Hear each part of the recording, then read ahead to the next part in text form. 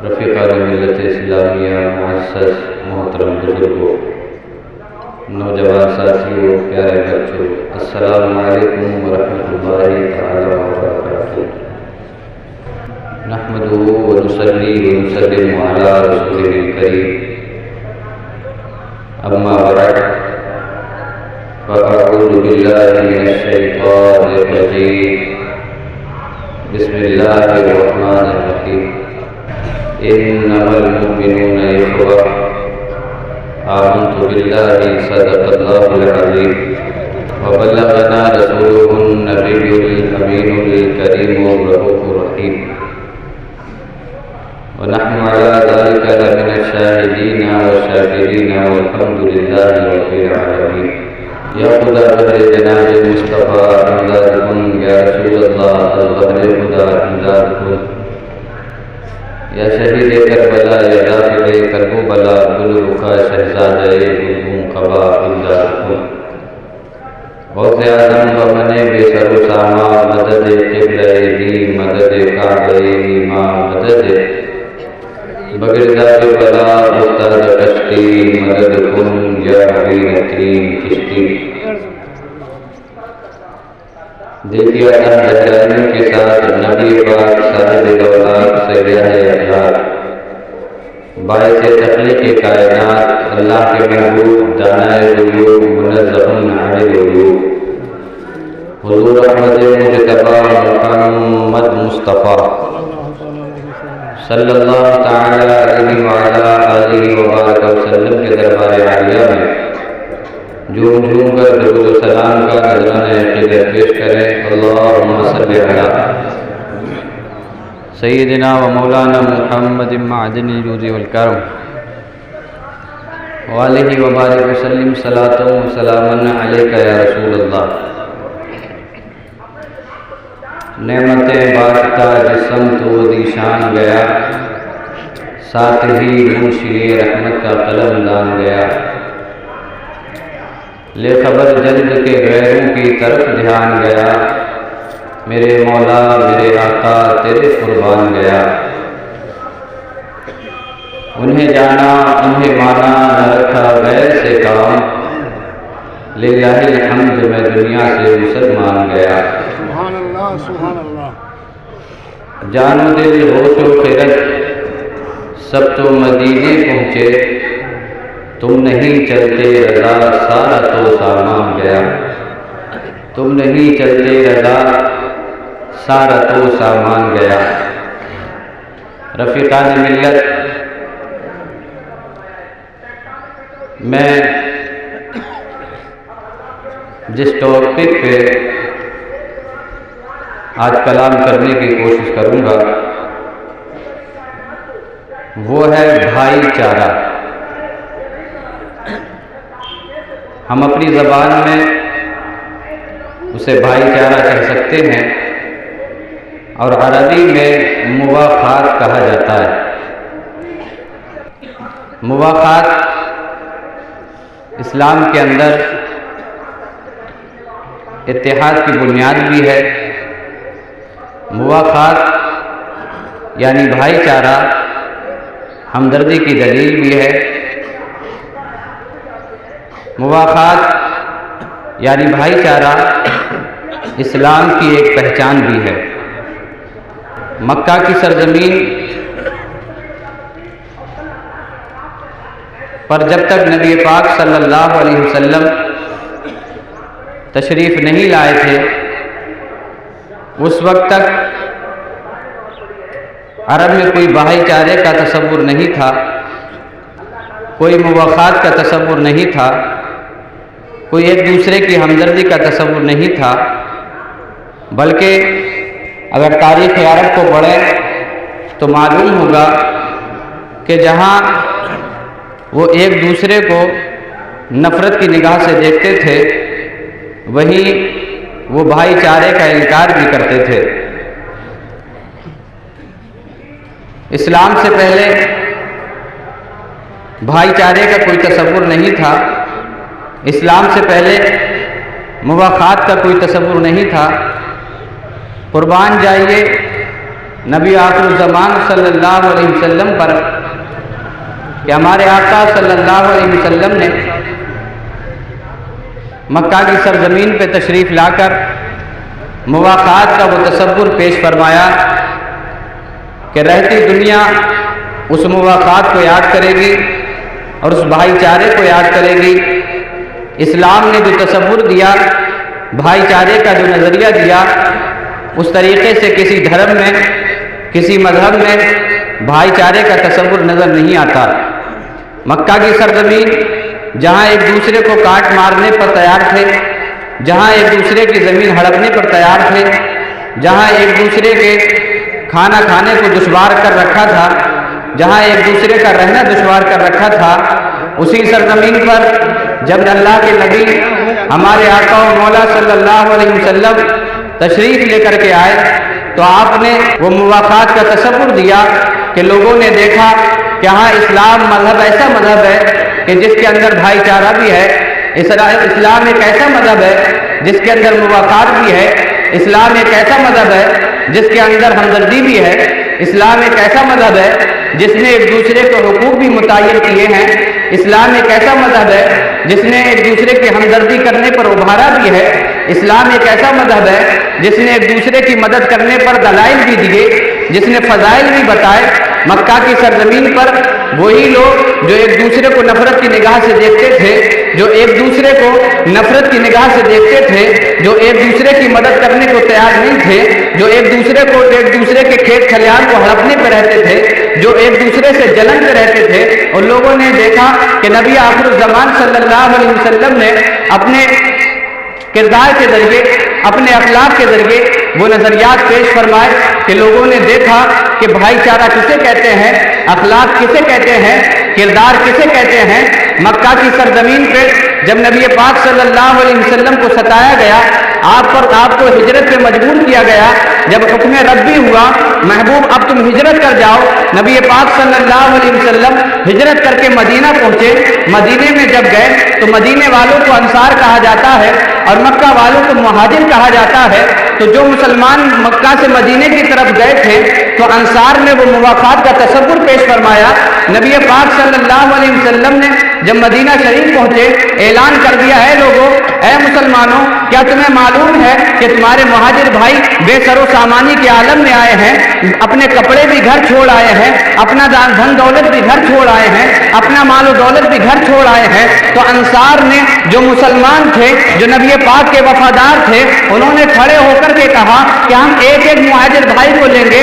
ایک انصار کھڑا ہوتا تھا، ایک مہاجر گلے سے ملتا تھا، دوسرا انصار کھڑا ہوتا تھا تو ایک دوسرے مہاجر بھائی کو گلے لگاتا تھا اور کہتے تھے آپ فکر مت کرنا، اگرچہ آپ دھن دولت چھوڑ کے آئے ہیں، اگرچہ آپ پیسہ چھوڑ کے آئے ہیں، اگرچہ آپ کھیت کھلیان چھوڑ کے آئے ہیں، فکر مت کرنا، اگر میرے پاس 2 کھیت ہیں تو ایک کھیت تمہارا ہے، اگر میرے پاس دھن دولت ہے تو آدھی دولت تمہاری ہے، اگر میرے پاس بیویاں ہیں تو ایک بیوی تمہاری ہوگی، اگر میرے پاس کپڑوں کے کپڑے ہیں، لباس ہیں تو ان میں سے آدھے لباس تمہارے ہوں گے۔ یہ مواقعات اور یہ بھائی چارہ انصار لوگوں نے پیش فرمایا۔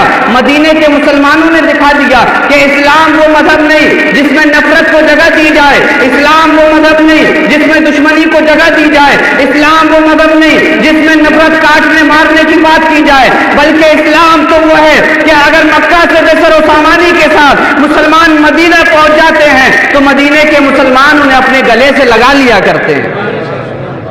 مواقعات انما المؤمنون اخوہ، اللہ نے فرمایا بے شک ایمان والے آپس میں بھائی بھائی ہیں، ایمان والے آپس میں بھائی بھائی ہیں۔ بھائی بھائی کا تصور ہمارا قرآن ہمیں دیتا ہے، بھائی بھائی کا تصور ہمارا اسلام ہمیں دیتا ہے، بھائی بھائی کا تصور ہمارے نبی آخر الزمان صلی اللہ علیہ وسلم نے عطا فرمایا۔ اور جب تک بھائی چارہ نہیں پیدا ہوگا، جب تک مواقعات کی لہر نہیں دوڑے گی، اس وقت تک اتحاد نہیں ہو سکتا۔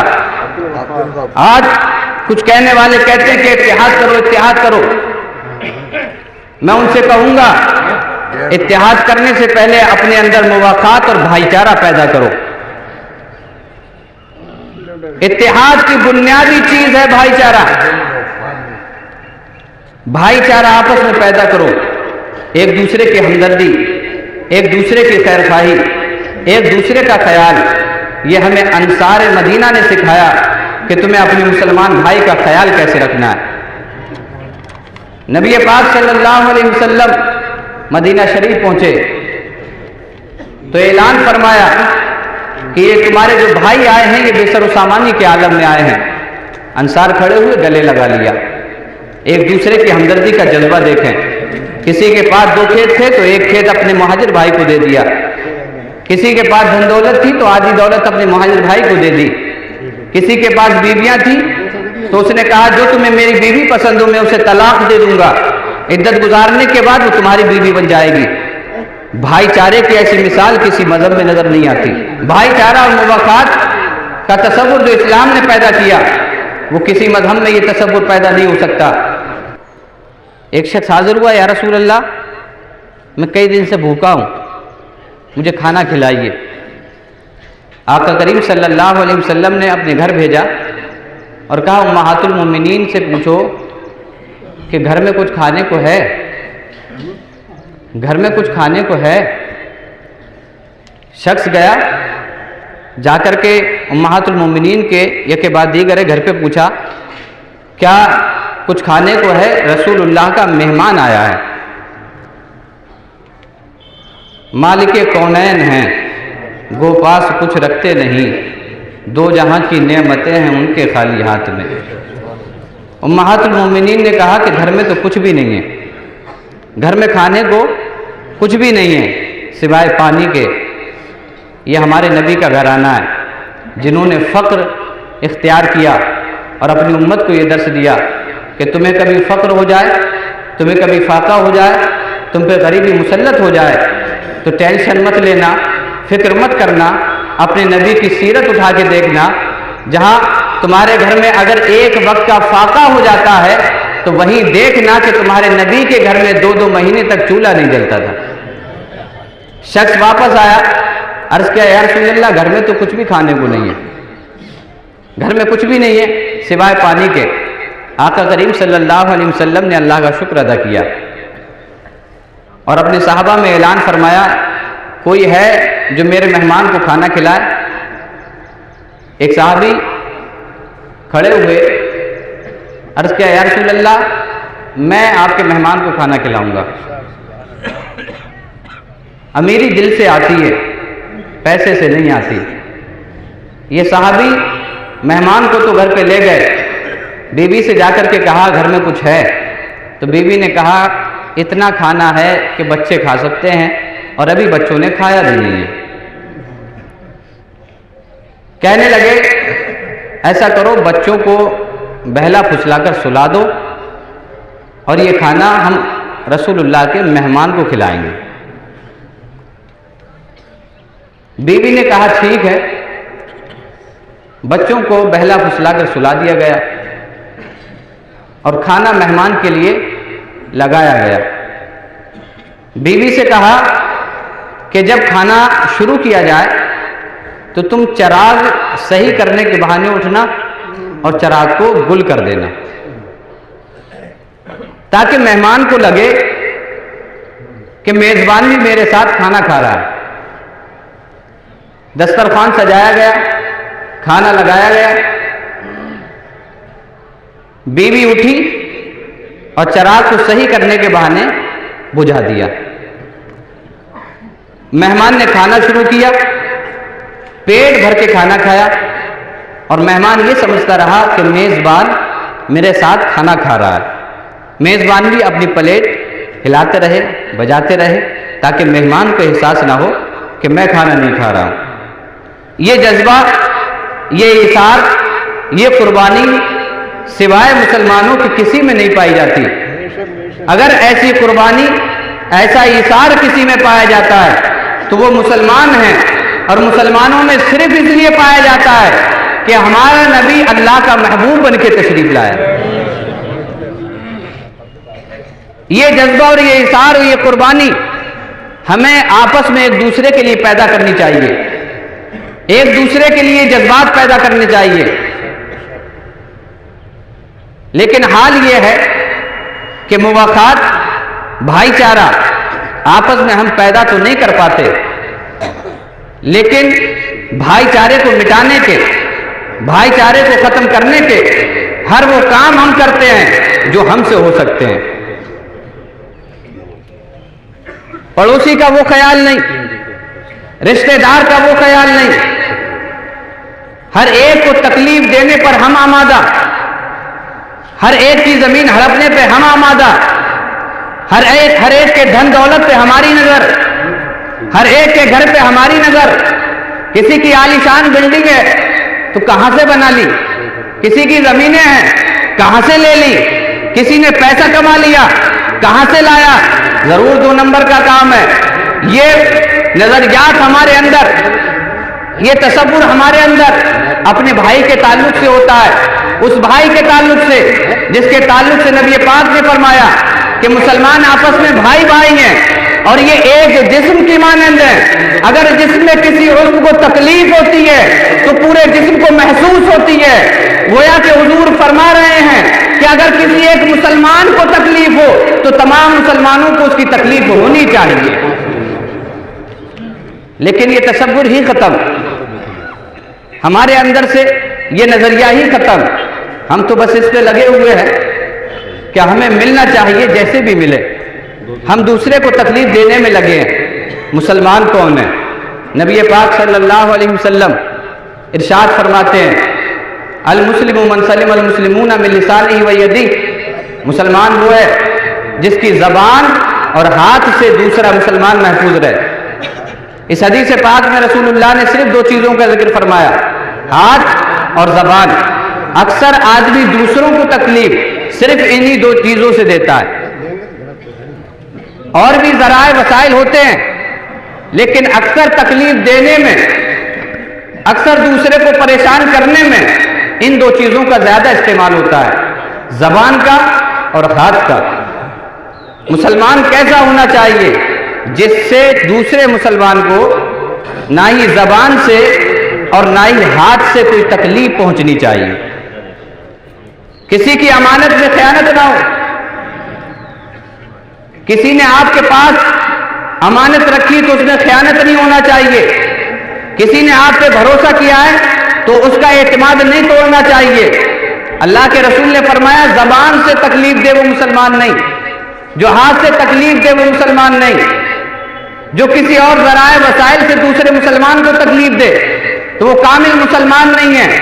حضور نے زبان کا ذکر اس لیے فرمایا کہ یہ زبان ہی ہے جو جھگڑے کرواتی ہے، یہ زبان ہی ہے جو آپس میں نفرت پیدا کرتی ہے، یہ زبان ہی ہے جو ہمیں بھائی چارے کا تصور نہیں دینے دیتی، یہ زبان ہی ہے جو ہمیں ایک دوسرے سے جدا کرتی ہے، یہ زبان ہی ہے جو ہمیں ایک دوسرے کا دشمن بنا دیتی ہے، یہ زبان ہی ہے بھائی بھائی کو جدا کر دیتی ہے، یہ زبان ہی ہے پڑوسی پڑوسی کو جدا کر دیتی ہے، یہ زبان ہی ہے جو والدین سے اولاد کو جدا کرتی ہے، یہ زبان ہی ہے جو ایک دوسرے کا خیال نہیں رکھنے دیتی، یہ زبان ہی ہے جس کی وجہ سے ہم آپس میں دشمن بنے ہوئے ہیں. نبی پاک صلی اللہ علیہ وسلم کے پیارے صحابی حضرت ابو بکر صدیق اکبر رضی اللہ تعالیٰ عنہ ایک مرتبہ اپنی زبان کو پکڑے ہوئے تھے. کسی نے پوچھا امیر المومنین آپ زبان کیوں پکڑے ہیں؟ حضرت ابو بکر صدیق اکبر نے کہا اسے آج میں اس لیے پکڑا ہوں کہ اس کی وجہ سے ہی مجھے دشواریاں اٹھانا پڑتی ہیں، اسی کی وجہ سے میں پچھتاتا ہوں اپنے کہی ہوئی بات پر.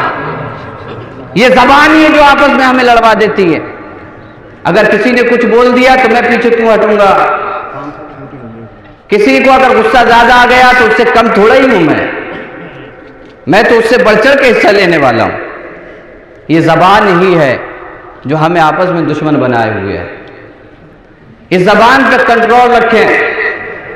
حضور صلی اللہ علیہ وسلم ارشاد فرماتے ہیں کہ جب سوگ نمودار ہوتی ہے تو زبان سے پورے جسم کے اعضاء کہتے ہیں کہ اے زبان تو سیدھی رہنا، تو سیدھی رہے گی تو ہم اپنی جگہ پر صحیح رہیں گے، اور اگر تو بگڑ گئی تو پھر ہم بھی بگڑ جائیں گے.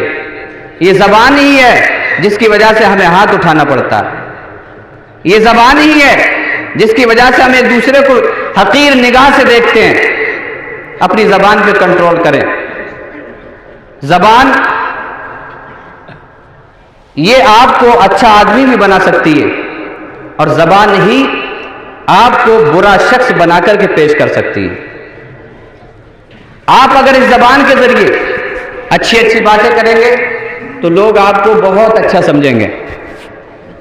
اسی زبان کے ذریعے اگر آپ بری باتیں کریں گے، گالی گلوچ کریں گے تو یہ آپ کو برا بنا کر کے پیش کرے گی. شیخ سعدی فرماتے ہیں کہ آدمی کو اس وقت پہچانا جاتا ہے جب وہ بولتا ہے. بولنے سے پہلے شخص کیسا ہے، اخلاق کیسے ہیں، کردار کیسا ہے، یہ آپ پہچان نہیں سکتے. لیکن جب وہ بولتا ہے تب آپ اسے پہچان لیتے ہیں. اچھا بولتا ہے تو آپ کہتے ہیں اچھے اخلاق کا مالک ہے، اور اگر برا بولتا ہے تو آپ کہتے ہیں بڑے برے اخلاق کا مالک ہے. یہ زبان ہی ہے جو ہمیں برباد کرتی ہے. ہاتھوں سے تکلیف دیتے ہیں، ایک دوسرے کو ہاتھوں سے تکلیف دی جاتی ہے، دوسرے ذرائع سے تکلیف دی جاتی ہے. نبی پاک صلی اللہ علیہ وسلم نے ہمیں موبقات کا درس دیا اور ہمیں بتایا کہ تم آپس میں بھائی بھائی ہو. تمہیں آپس میں مرنا کٹنا نہیں ہے، تمہیں آپس میں دشمنی نہیں رکھنا ہے، تمہیں آپس میں ایک دوسرے کو دشمن نہیں سمجھنا ہے. تم آپس میں بھائی بھائی ہو. جب تک یہ بھائی چارے کا تصور ہمارے اندر پیدا نہیں ہوگا اس وقت تک ہم میں اتحاد نہیں ہو سکتا. نماز میں ہر آدمی تشریف لاتا ہے.